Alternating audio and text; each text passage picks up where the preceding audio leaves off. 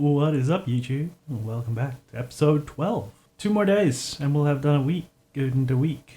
That's 2 weeks, or a fortnight, if you're fancy. You guys are fancy, right? So, let's get into it. Straight into time-lapse. It went much better today. There was still a lot of, waiting around, and I decided this time to record all of it. So, yeah. You can see, how many times I have to just stop and sit and wait for something to compute. It wasn't too bad, so that's why I was like, you know what, I'll just leave this in. It's not taking too long. I think it's getting the hang of it, because that's how computers work, right? You do it enough, and the computer gets the hang of it. Practice makes perfect. I don't know. Anyways, the wings are done, by the way. Yeah, just have a look.